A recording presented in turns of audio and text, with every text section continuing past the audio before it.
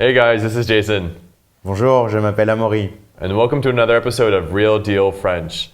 So one of the most famous things that France is known for is fashion, and specifically chic.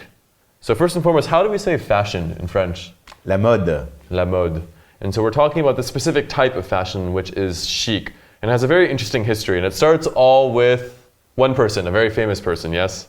Oui, Coco Chanel. Coco Chanel. So we've all heard of her before. We all know the Chanel brand. And so she was an actual person at the turn of the 20th century in France, yes? That's right. And yeah. what was she famous for? What did she do? Because you know that before previous centuries, like these dresses were like endless and stuff. The Victorian thing. Coco Chanel tried to make it accessible for more women. So still elegant, but décontracté.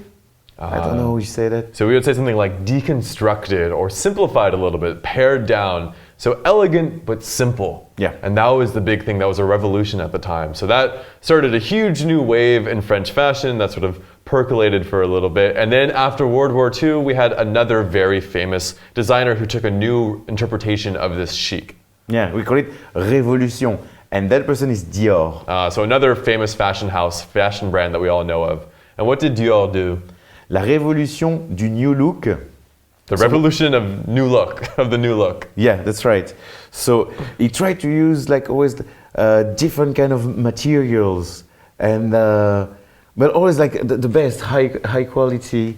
And he'd like to still keep that elegance, elegance, but using different colors, different materials. So again, sort of this very simple, elegant, not lots of things everywhere, but good materials and lots of nice details, not really big over-the-top things. Yeah. And so, of course, today, as we all know, France, and specifically Paris, is a capital of fashion for all around the world. And a lot of the biggest fashion brands are these names. You know, you have Chanel, you have Dior.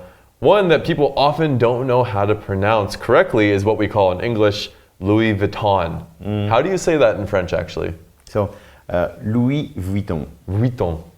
So it's a little bit of a... Oui. Oui, non. Vuitton. And then another one that's difficult for English speakers often is Yves Saint Laurent, as we often say in the United States. How do you say that? Long, yeah. Yves Saint Laurent. Yves Saint Laurent. Something like that. It's easier YSL. Easier that way, anyway. And so what's really interesting about all of this is that today, especially in Paris, these fashion brands are not just simply a store, but rather it's a huge part of the culture of Paris. These fashion houses, and what do you call them in French? Les maisons de haute couture. So maison. Maison. Just like house. So you can talk about like le grand maison, the big houses, have a huge cultural force and economic force in Paris as well. They're one of the biggest industries in the city. So you can really feel it everywhere you go. But more importantly, when you're walking around the street, you're not going to care too much about the fact that there's a maison somewhere else in the city. You're looking at what people are wearing. And French people dress extremely well, very, very well, because these ideas of chic and all of that have gone through the culture. So in general, right. They have a huge influence on everyday life. Even if, as you said, if you don't see it, still you can feel the influence in the way people are dressed. Yeah.